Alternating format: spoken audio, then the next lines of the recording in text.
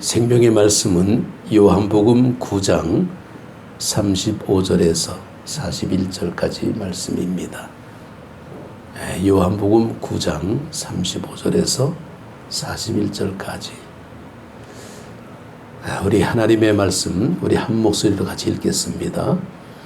예수께서 그들이 그 사람을 쫓아냈다 하는 말을 들으셨더니 그를 만나사 이르시되 내가 인자를 믿느냐? 대답하여 이르되 주여 그가 누구시오니이까? 내가 믿고자 하나이다. 예수께서 이르시되 내가 그를 보았거니와 지금 너와 말하는 자가 그이니라. 이르되 주여 내가 믿나이다 하고 절하는지라. 예수께서 이르시되 내가 심판하러 이 세상에 왔으니 보지 못하는 자들은 보게 하고 보는 자들은 맹인이 되게 하려 함이라 하시니 바리새인 중에 예수와 함께 있던 자들이 이 말씀을 듣고 이르되 우리도 맹인인가?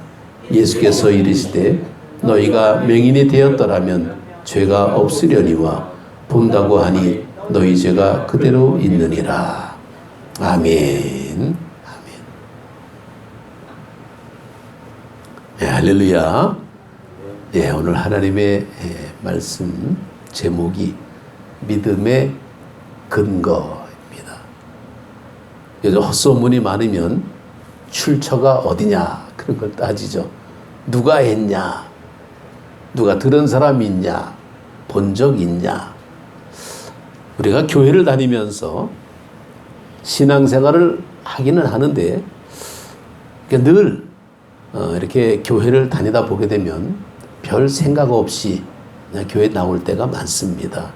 그래서 시간이 되고 때가 되니까 나오고 또 부득불 다른 일이 생기게 되면 오늘은 다음에 가야지. 그리고 또 다른 곳에 가고 이게 어떻게 보게 되면 우리의 일상적인 모습으로 지나다 보니까 내가 믿는 믿음의 모습에 의심하는 건 아닌데 뭔가 큰 감동이 없다라는 거예요. 정말 우리가 믿을 때 교회를 이렇게 열심히 다니면 우리 믿음이 커질까? 아니면 내가 제대로 믿는 건지, 정말 알고 믿는 건지, 내가 하나님의 말씀을 들으면 정말 깨닫는 건지, 어떨 때는 하나님의 말씀이 나에게 다 감동으로 올 때가 있어요. 그럼 막 메모도 막 하고 그래. 저도 이제 운전하다 보게 되면 어쩌다가 갑자기 좋은 글이 이제 생각날 때가 있고 또 방송으로 들을 때가 있습니다. 그러면 그걸 막 메모를 해. 근데 요즘 세상이 좋아서요. 굳이 필기 안 하고 핸드폰 녹음 기능으로 딱 해가지고 내가 그 말을 막 읽어. 내가 지금 이러이러하다. 그러면 그게 녹음이 돼버려. 그걸 텍스트로 바꿀 수도 있고. 참 세상 좋습니다. 그러니까 자꾸 뭔가 듣는 거예요. 그런데 우리는 늘 착각 속에 살 때가 많습니다. 교회를 나오긴 나오는데 내가 믿음이 정말 어느 정도 되는지 우리가 시험을 보지 않으면요. 내 실력이 어떤지를 평가받기가 어려워. 근데 참 사람들은 시험 받는 거 되게 싫어합니다. 근데 시험은 봐야 돼. 학교에서 시험 없애자 그러는데요. 그러면 전부 수준 이하가 됩니다. 시험은 봐야 돼요. 그래야 시험 공부를 위해서라도 공부를 합니다. 내가 믿음에 대한 어떤 모습이 이게 어느 정도 되느냐라는 시험이 있는데 그게 때로는 아주 힘들게 올 때가 있고 때로는 아프게 올 때가 있습니다. 때로는 상처를 줄 때가 있어요. 그때 정말 내가 믿음이 있는가라는 겁니다. 할렐루야.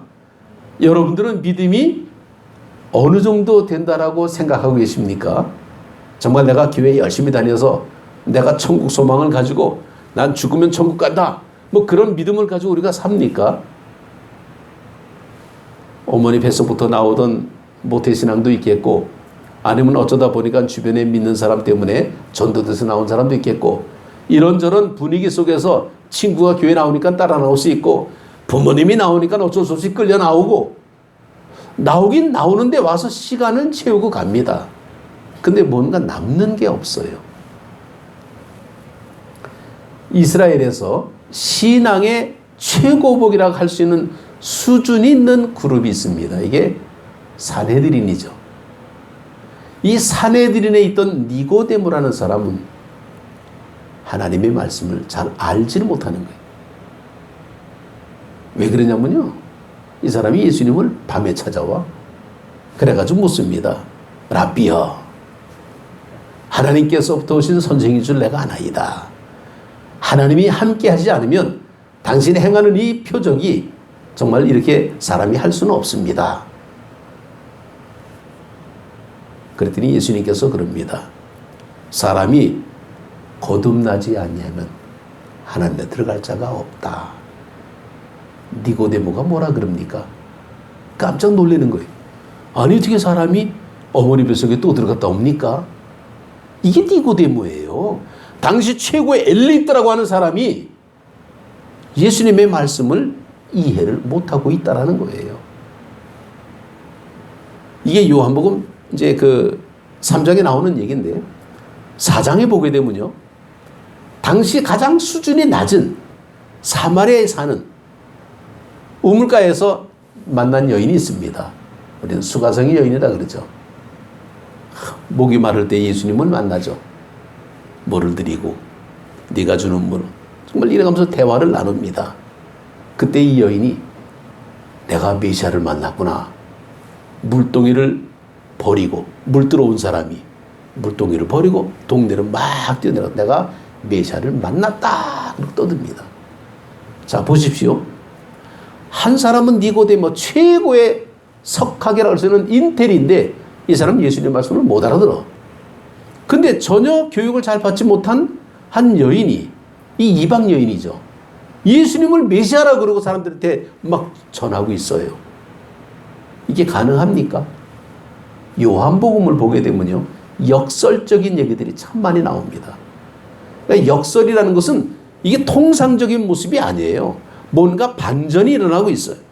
그래서 우리가 볼 때에 누구보다 율법을 제일 잘한다라고 얘기하는 이 바리새인들이 오늘 본문에 보게 되면 이 맹인봐도 못한 그런 모습이 나옵니다. 이 맹인이 뭐라 그럽니까? 눈을 떴잖아요. 내가 믿고 싶은데 당신 누굽니까? 그러는 거예요. 바리새인과 맹인은 비교가 안 되죠. 수준 차이가 납니다. 그런데 그 당시에 가장 똑똑한 율법학자 바리새인들은 모르는데 시각장애인은 안다? 그럼 역으로 교회를 수십 년 아주 그냥 막 다닌 그런 사람하고 정말 어쩔 수 없이 그냥 교회 와갖고 앉아있는 사람하고 믿음을 딱 볼 때에 누가 좋습니까? 그거야. 교회를 오래 다닌 사람이 믿음이 있겠죠. 그렇게 보지 말라라는 겁니다. 우리는 판단을 못해요. 우리는 판단하는 근거는 뭡니까? 내 믿음의 출처를 나도 몰라. 그냥 와서 예배당에 와서 자리에 앉아있는 이게 믿음의 표적같이 보이고 있는 겁니다. 믿음을 보이라 그러면 여러분 믿음 보일 수 있습니까? 조금만 문제가 생기고 어려움이 생기게 되면 아유 교회는 다음에 가고 내 일이 바쁜데 뭔가 다 저절로 되는 것 같아. 우리가 일상생활 하다 보게 되면요, 교회 말고 사회생활 하다 보게 되면 여러 가지 많은 물질적인 일 때문에 복잡한 일이 많이 생깁니다. 예민해요. 조금만 손해봐도요 난리 납니다. 고소고발하고요. 근데 교회는 천국이야. 좋게 말하면 천국이고요, 뒤집어 말하면 질서가 없다라는 거예요. 모든 게 다 하나님이 알아서 하는 줄 알아요. 하나님이 하시는 것 같은데 뭡니까? 다 내 입맛대로 가고 있는 거예요. 어느 모임에 가서 보니까 평신도도 있고 목회자도 있었습니다. 근데 막 한참 밥을 먹고 있는데 앞에 어떤 평신도가 그럽니다. 목사님, 식사비도 안 했네요. 아주 중요한 발견을 한 것처럼. 목사님, 식사비도 안 했습니다. 아유, 얼마나 시장하신지 그냥 기도도 안 하셨네? 그때 목사님이 이렇게 대답했습니다. 그러면 밥 먹고 나서 하면 되지 뭐. 틀렸습니까? 식사기도를 꼭 전에 해야 됩니까? 끝나고 안 됩니까? 그런 법이 어디 있어요? 우리는 바리새적인 사고에 꽉 사로잡혀 있는 거예요. 우리의 믿음의 모습이 어디 있느냐. 내가 믿는 믿음이 진짜 이게 하나님으로부터 온 믿음이냐 그러면요. 우리는 모든 걸 바라볼 때 생명의 주관이신 주님의 시각으로 바라보게 됩니다. 그런데 그렇지 않으면 다 내 스펙으로 보게 되죠. 사람은요, 평가할 때에 스펙으로 평가합니다. 쉽게 말하면 마일리지. 그러니까 많은 사람이 유리한 것 같아. 자동차도 고급 세단 이런 거 타게 되면 아, 저 사람 훌륭한 사람 같고, 물론 개 중에는 사기꾼도 있지만은 하여튼 사람을 평가할 때 뭐 있는 것 가지고, 가진 것 가지고, 배운 것 가지고, 이런 것 가지고 다 평가하려고 그럽니다. 여러분 자녀들을 그렇게 평가합니까? 여러분의 자녀가 그렇게 돈이 많아요? 여러분의 자녀가 그렇게 똑똑합니까? 그냥 무조건 100점이잖아. 왜 그런가요? 하나님은 우리를 보실 때에 마일리지로 평가하는 게 아니라는 거예요. 관계로 보는 거지. 내가 조금은 무능하고, 내가 조금은 좀 무식하고, 내가 조금 재주도 없고, 그래도 하나님한테 만점이야. 왜? 하나님의 자녀이기 때문에. 관점이 달라요. 우리의 믿음의 모습을 놓고 볼 때에 정말 이 요한복음 5장에 보게 되면 베데스다 연못가에서 38년 된 병자가 있습니다. 정말 병을 고치려고 죽어라 애를 써도 다른 사람들이 연못에 물이 동할 때 먼저 뛰어들어가. 누가 그를 끌고 갑니까? 안 끌고 가요. 내가 급한데. 먼저 들어간 사람이 병이 낫는다라는 이런 속설이 있기 때문에 먼저 가려고 그러지. 이 사람 데리고 가게 되면 내가 안 되는 건 경쟁사회에서. 근데 주님이 병을 고쳐주셨잖아요. 일어나 네 침상을 들고 가라. 이때가 언제입니까? 안식일이에요. 오늘 읽은 요한복음 9장의 말씀을 보게 되면요, 이 소경의 눈을 뜬 것도 안식일입니다. 왜 하필이면 안식일날, 유대인들이 그렇게 싫어하는 안식일날 왜 일을 했을까? 미시나에 보게 되면 39가지가 금지 사항이 나옵니다. 그래서 제가 한번 이렇게 찾아봤어요. 뭐가 금지인가 그랬더니 바느질하는 거, 농작물 걷어들이는 거, 곡식단 묻는 거, 타작하는 거, 곡식 까부는 거, 곡식 걷어들인 것을 가운데 좋은 것과 버릴 것을 나누는 거, 곡식을 가는 거, 채질하는 거, 반죽하는 거, 빵 굽는 거, 이런 게 다 금지사항으로 나와 있어요. 이 미시나에. 그럼 뭐예요? 하지 말라라는 거예요. 하지 말라라는 그런 금지가 굉장히 많습니다. 언제? 안식일날. 그럼 뭐 합니까? 하나님만 바라보고 기뻐하고 즐거워하라. 그게 큰 틀입니다. 큰 틀. 주님께서 안식일을 거룩하게 지키라 하고 십계명에도 나오죠. 그러면 안식일을 어떻게 지키는 것이 거룩합니까? 하지 말라는 걸 하지 말고, 이건 장로들의 유전입니다. 탈무드, 미시나 이런 것들을 보게 되면 하지 말라는 게 많아. 하라는 건 별로 없어요. 우리는 말씀에 하라고 나오니까. 그걸 세밀하게 장로들이 풀어 해설한 것이 미시나, 탈무드 그런 것들이거든요. 우리가 그렇죠. 하나님의 말씀을 읽을 때 잘 이해가 안 될 때가 있잖아요. 그럼 목회자한테 물어봐요. 그럼 제가 설명해 주시면 제가 설명하고, 내가 모르면 내가 또 찾아봐서 알려드리고, 그렇게 하면서 서로가 찾아가는 거지. 제가 무슨 뭐 만물 박사입니까? 제가 하는 게 다 옳습니까? 물론 믿음으로 받으면 다 아멘 하시겠지만은 저도 틀릴 때가 있어요. 그렇다고 에이 목사님도 틀리는데 뭐 믿을 거 하나도 없네, 그리고 앉아있으면 뭐가 됩니까? 아무것도 안 돼. 우리는 믿음의 대상은 누굽니까? 오직 하나님의 모습이죠. 자, 그래서 하나님께서 왜 안식일날 진흙을 이겨가지고 눈에 발라서 실로암가에 가서 씻어라. 그래가지고 날 때부터 앞을 보지 못한 시각장애인입니다. 이 요한복음 9장 1절에 보게 되면 그렇게 나와요. 예수께서 길을 가실 때 날 때부터 맹인된 사람을 보신지라. 그러니까 이 사람은 평생을 눈을 떠보지 못한 사람이에요. 그러니까 세상이 어떻게 생긴지도 몰라. 그러니까 얼마나 불쌍하겠습니까? 그러니까 제자들이 물어 이르되 라삐여, 이 사람이 맹인으로 난 것이 누구의 죄로 인함이니까? 자기니까? 그의 부모니까? 이게 뭔 말이래? 아니 이 사람이 맹인된 것이 무슨 뭐 자기 죄입니까? 부모 죄입니까? 누구 죄겠어요? 이건 죄가 아니에요. 우리는 꼭 남 탓하고 남을 시비 걸라 그러고 자꾸 꼬집으려 그래. 아니 이렇게 된 거 우리가 무슨 뭐 부모 죄가 어디 있습니까? 어쩔 수 없는 거지 뭐. 어떤 상황인지 모르겠지만은 왜 그렇게 된지 모르지만은 우리가 알 수 있는 것은 뭡니까? 하나님만이 아신다라는 사실이죠. 그렇잖아요. 하나님만이 아시는 일이지. 우리가 무슨 뭐 그냥 오버해가지고 내가 소설 씁니까? 근데 나중에 보니까 어떻게? 주님을 만나서 주님이 이 맹인의 눈을 뜨게 했잖아. 아, 하나님의 영광을 위해서 이 사람이 잠시 소경됐었구나. 지나고 나니까 그것이 알게 되는 것을 우리가 볼 수 있습니다.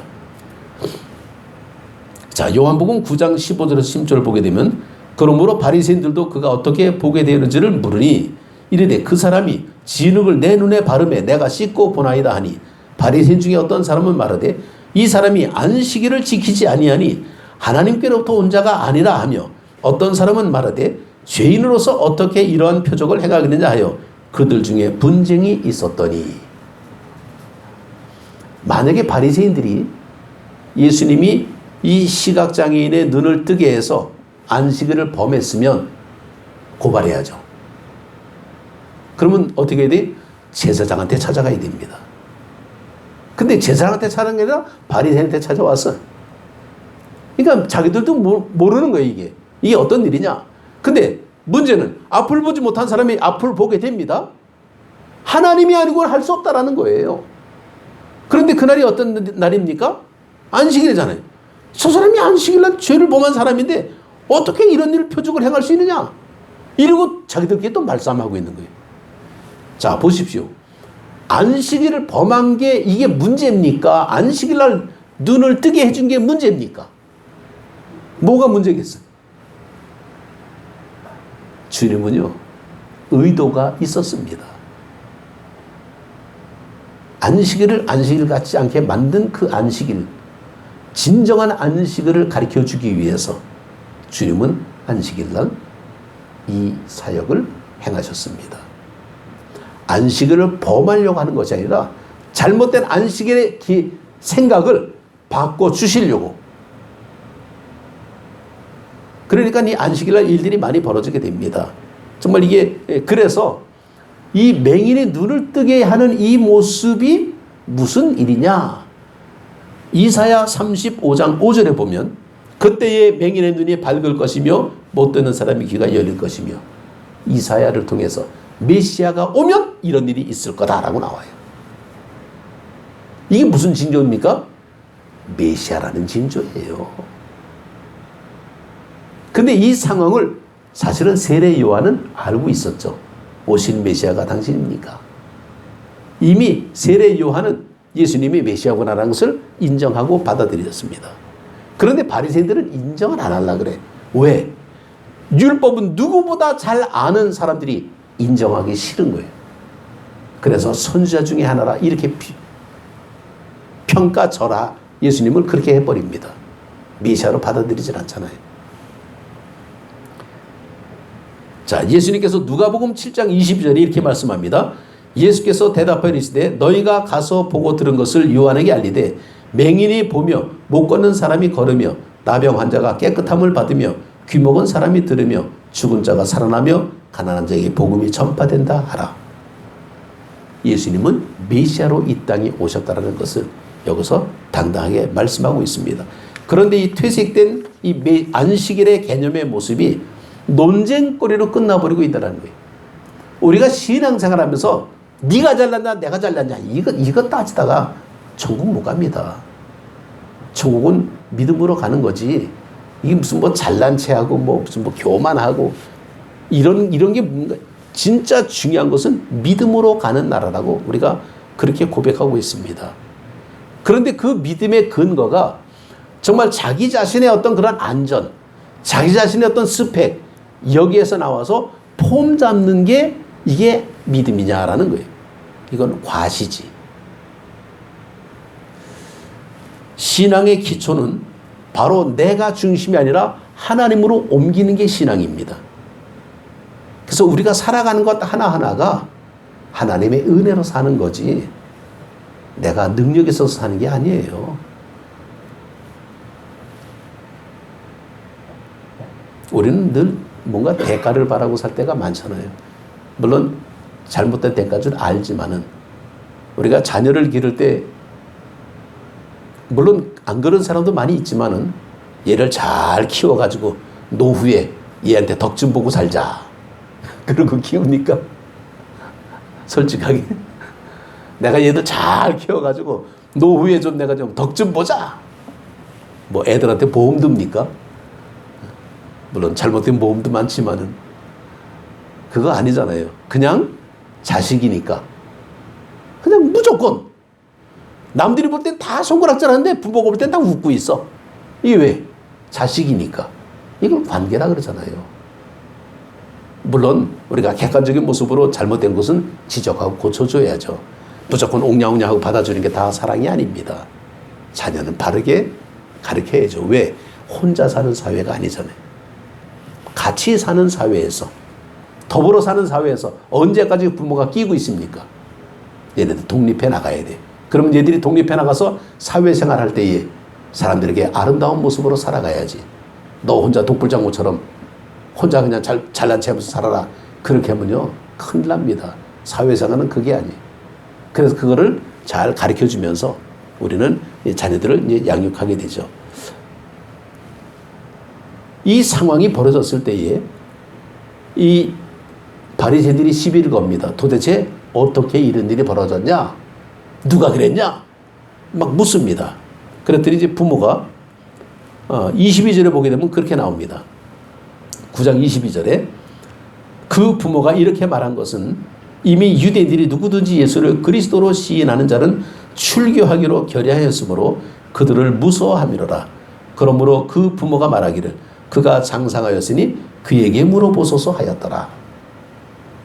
슬쩍 핑계를 누가 대댑니까? 그냥 눈 뜬 사람한테 이제 패턴을 넘겨버리는 거예요. 왜 예수님에 대한 이 모습이 그때 당시 굉장히 문제가 되냐면 안식일을 범한 모습이 굉장히 심각한 얘기입니다. 유대인들은요, 세 가지에 대해서는 아주 경기를 일으켜. 세 가지 건드리면.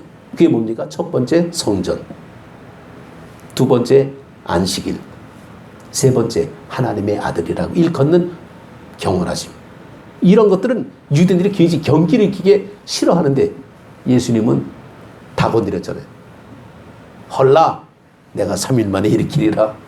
안식일 그냥 시각적인 눈뜨게 하고 내가 하나님의 아들이다. 하늘로서 온 산떡이다. 참 이런 그 모습들이 바리새인들이 볼 때는 아주 기가 막힌 거예요. 그래서 예수님을 굉장히 미워하고 아주 정말 어떻게 하든지 트집을 잡아서 아주 예수님을 죽이려고 하는 이제 그런 일까지 이제 벌어지게 되는데 이 까딱하다가 안식일 율법에 그냥 어긋나가지고 출교당할 위기도 닥치게 됩니다. 근데 출교를 당한다는 것은 뭐냐면 유대 사회에서는요, 출교는 죽는 거와 비슷하다 그래요. 왜냐하면 사람들하고 대화를 못하게 만들어. 이게 출교입니다. 그리고 거래도 못해. 물건 팔고 사고 이런 것도 못합니다. 그리고 회당 출입도 2m 이내 접근 금지. 사람도 못 만나, 물건 팔지도 못해, 사지도 못해, 회당 근처도 못 가. 이게 출교. 그럼 어떻게 됩니까? 죽는 거예요, 죽는 거예요. 그러니까 아주 부모가 겁이 나가지고 무서워서 난 잘 모르겠고 저 눈 뜬 사람한테 물어보시오. 저가 장성했으니 제가 대답 잘할 거죠. 이 장성하다라는 이 내용의 모습은 유대인들은요, 나이가 한 30세쯤 이상 될 때를 장성하다라고 합니다. 이 장성의 의미는 중위법이라 그러는데 나이 먹었다라는 그런 의미도 있고 또 하나는 성숙하다라는 의미도 있습니다. 나이 먹은 사람이 다 성숙한 건 아니죠. 그런데 이 장성하다. 그래서 우리 믿음의 분량이 어떻게 장성한 때까지 이르기를 그렇게 기도해야 되는데 장성입니까? 성숙의 모습을 보여주고 있는 거예요. 나이 든 것만 얘기하는 건 아닙니다. 근데 이 아이는, 이 눈을 뜬 사람은 이렇게 말합니다. 내가 전에는 보지 못하였으나 지금은 보게 됐다. 팩트만 얘기하고 있는 거예요. 이게 무슨 일입니까? 이 무슨 꼬투리를 잡을 게 없는 거예요. 내가 전에는 보지 못했지만은 여러분도 알다시피 내가 날 때부터 맹인 아니냐. 근데 지금은 내가 보고 있지 않느냐. 이게 뭐가 잘못됐냐. 이렇게 얘기하는 거죠. 할 말을 못하게 만들어 버리는 겁니다. 참 신앙의 모습에서 우리가 이 믿음이라는 것은 어디서 출발할까? 하나님을 믿는 믿음이라면 뭐든지 최우선적인 모습에서 생각을 해봐야 됩니다. 전에 그랬죠. 자동차에 썬팅을 진하게 하니까 늘 밖의 날씨가 우중충하고 구름 낀 날씨 같아. 그 이유는 딱 하나예요. 자동차 썬팅이 짙기 때문에. 문 밖에 나오면 쨍하고 비치는 거예요. 근데 나는 뭡니까? 늘 썬팅한 안에서만 있으니까 밖이 우중충하게 보일 수밖에 없어요. 내 생각이 잘못된 생각을 가지고 있으면 늘 그렇게 삐딱한 시각으로만 바라봅니다. 좋은 걸 봐도 좋다라고 얘기가 아니라 뭔가 트집거리만 찾고 있는 거예요. 아름다운 거 예쁜 것을 봐도요. 에이 별거 아니야. 저거보다 더 좋은 게 많아. 이래가면서 평가절하할 때가 많아요. 이 사람들은 조금만 좀 잘해도요. 굉장히 칭찬해주고 격려해주고 막 그래야 되는데 그것도 한 거라고. 야, 그 정도냐. 아무나 다 하겠다. 평가절하해. 되게 기분 나빠요. 예쁘게 말해주는 그런 모습도 필요할 때가 있습니다. 어느 할머니가 이렇게 막 그냥 주저주저하고 떠들면서 말을 이쁘게 하려고 막 애를 씁니다. 그래서 요양 간호사가 물어봤습니다. 아니 할머니는 왜 그 말을 이쁘게 하려고 애를 씁니까? 그러니까 이 할머니가 하는 얘기가 내가 평소에 말을 참 함부로 하고 욕도 많이 했는데 내가 이제 치매가 왔어. 그러면 내가 이전 것은 다 잊어버리게 되면 내 말도 욕만 하고 다닐 거 아니겠냐. 그 전에 내가 좀 이쁜 말을 좀 많이 해가지고 몸에 배게 해서 내가 치매가 오고 내가 나를 모르더라도 이쁜 말만 하기 위해서 내가 지금 하고 있다. 그래 요양 그 보호사한테 그렇게 말을 하더래요. 저는 그 얘기를 들으면서 이런 생각을 해봤어요. 야, 이쁜 치매구나. 어떻게 보게 되면 치매는 좀 나쁜 모습이지만은 또 입장을 바꿔놓게 되면 그 사람은 행복한 사람일 것 같아요. 근심 걱정이 없잖아요.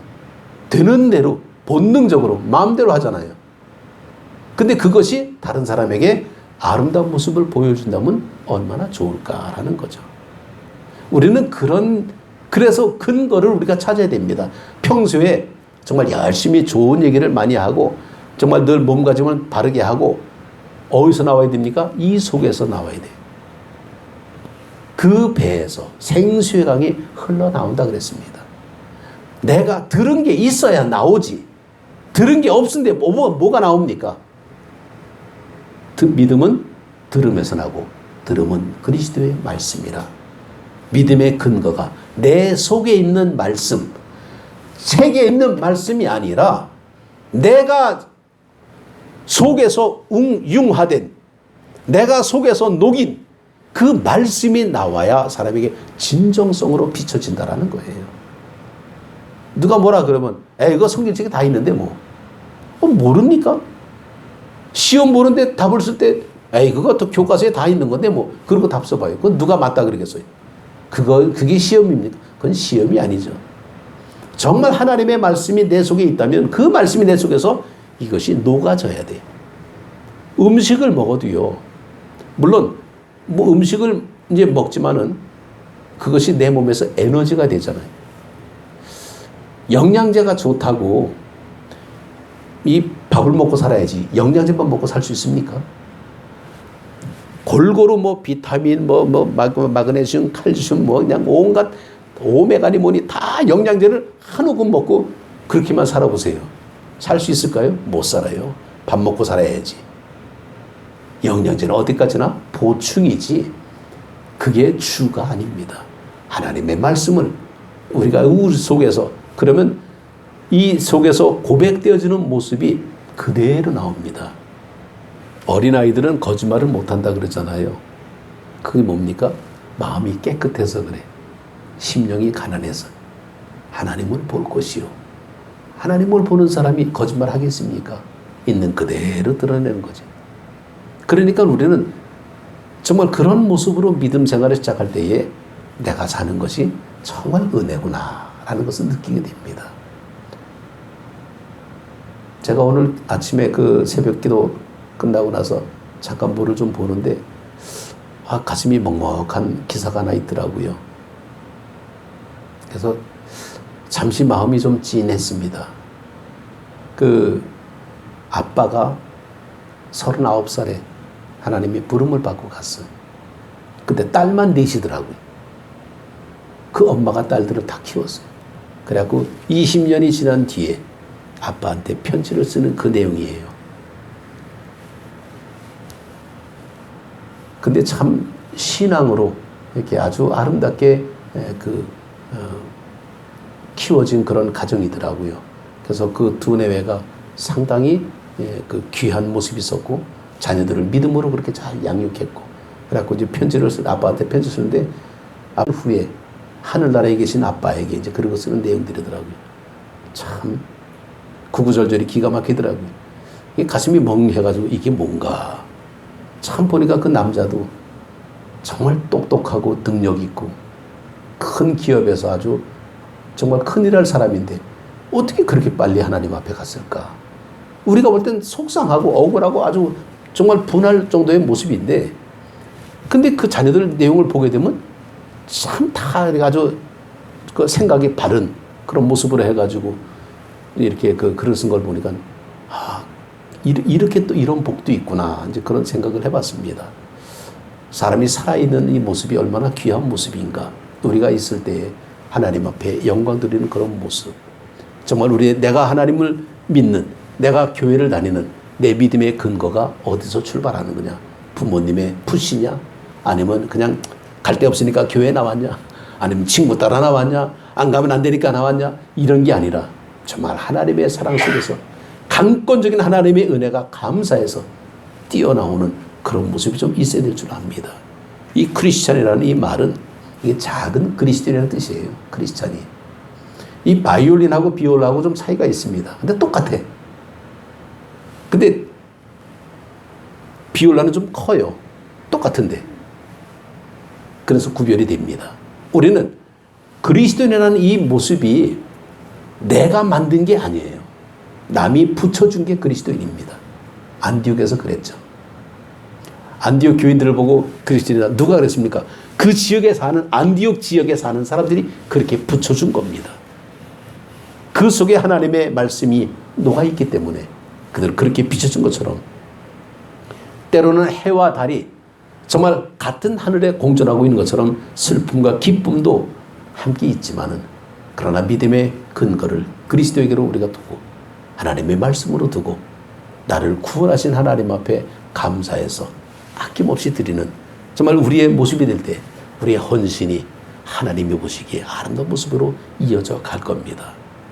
뿌리 깊은 나무는 바람이 불어도 쭉 잘 크고 가지가 쭉 뻗고 열매가 맺히게 되는데 우리들의 자녀들이 잘 되려면 먼저 우리가 잘 돼야 됩니다. 좋은 나무는 좋은 열매를 보고 이게 좋은 나무구나 라고 비로소 알 수 있습니다. 우리가 이게 좋은 나무인지 나쁜 나무인지 어떻게 합니까? 열매를 보고 안다라는 거죠. 우리의 열매가 우리의 자녀들이 정말 하나님 앞에 정말 기쁨이 되는 그런 자녀들이 양육되고 우리 교회가 정말 모든 사람 앞에 그렇게 인정받는 그런 교회가 될 때 이게 좋은 교회구나 아름다운 교회구나 이 믿음의 근거를 그리스도에게로 붙들고 승리하는 우리 모두가 되시기를 주님의 이름으로 축복합니다. 기도드리겠습니다.